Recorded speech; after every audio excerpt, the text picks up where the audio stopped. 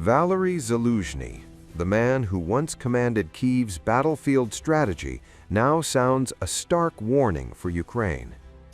Zaluzhny, former commander-in-chief of Ukraine's armed forces, warns the next battle may not be against Russia, but within Ukraine itself. Speaking on Ukrainian television Noviny.live, Zaluzhny issued a chilling assessment. He said the end of the war could unleash forces Ukraine is unprepared to contain. The return of fighters from the front lines could trigger political chaos, and in his words, even the risk of civil war. Zaluzhny says nearly 1 million Ukrainian fighters will eventually return home. Many will face unemployment, housing shortages, and financial insecurity. He warned that frustration among veterans could quickly turn volatile. Without reintegration, stability itself could fracture. According to the former military chief, this is not theoretical. History offers brutal lessons Ukraine cannot afford to ignore.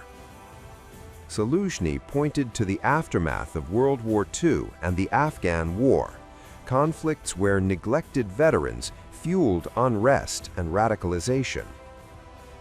He said failure to act would threaten national security, not from outside forces, but from unresolved internal pressures. Civil society, the state, and the military would all be tested, and Ukraine's unity could be stretched to breaking point. The warning comes as tensions rise within Ukraine's defense establishment. Lawmakers are being urged to tighten penalties for desertion. Rada Defense Committee Secretary Roman Kostenko confirmed the demand. He said the General Staff wants harsher punishments, including rights restrictions. Concerns over desertion are no longer hidden. In December, prosecutors removed desertion statistics from public view. Officials cited security concerns, but critics saw damage control. Kostenko previously claimed 80% of mobilized recruits flee training centers. He said millions are avoiding the draft across the country and warned desertion rates may soon rival the size of the active army. These numbers, if accurate, paint a troubling picture: a force under strain, discipline fraying, morale stretched thin, and a post-war society facing an influx of disillusioned veterans.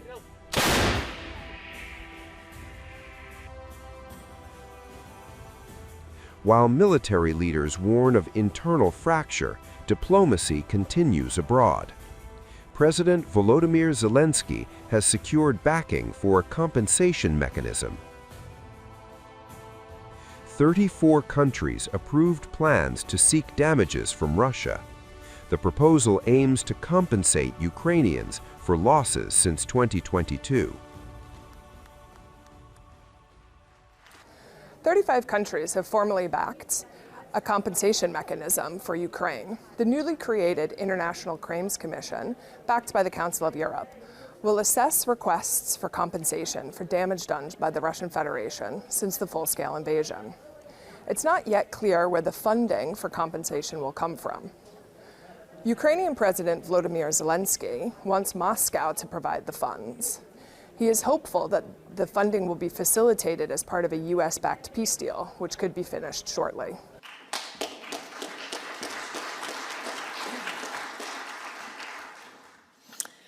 The biggest challenge is the funding. There are precedents that can inspire us. After Iraq's invasion of Kuwait, the United Nations Compensation Commission was able to use Iraqi oil revenues to pay reparations because a percentage of the oil sales went directly into the UN Compensation Fund. Russia is no less liable for the damage in Ukraine than Iraq was for the damage in Kuwait. But Russia will never voluntarily pay for the damage it has done. We already see the attempts to exclude reparations and, in fact, any form of accountability from the potential peace agreement. And this puts a huge responsibility on the international community, including the participants of this International Claims Commission. Together, we must stand up for the victims of this brutal war of aggression. If we do not, more will follow. At the same time, peace talks remain uncertain. Zelensky says discussions with U.S. and Ukrainian delegations could happen soon. He claims Washington is consulting European partners before engaging Moscow.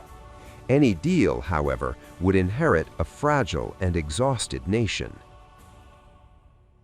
The European reaction was also received by our American partners yesterday. And now with all these reactions, I believe that the American side will be making contact with the Russian side. And following that, there will already be a meeting with Ukraine in the United States of America at the level of the negotiating groups. I think that in the very near future, perhaps this coming weekend, or maybe just a little later, well, we can only hope for the best. The sooner this happens, the better it will be. Good afternoon, Nina Klimenetz from the Inter-Television channel. Mr. President, returning again. We are currently projecting that we will be able to receive somewhere in the range of 40 to 45 billion euros for 2026 and beyond, totaling 210 billion. But certainly we'd very much like to use it for our country's recovery. No one even considered other alternatives because everything is destroyed threefold. The total sum of all destruction is more than 200 billion. It is absolutely just and fair that the Russians should be held accountable and pay for all the devastation they have caused. But even with that, 210 will simply not be enough. The Russians must absolutely pay for all this destruction, but even 210 will still not be nearly enough.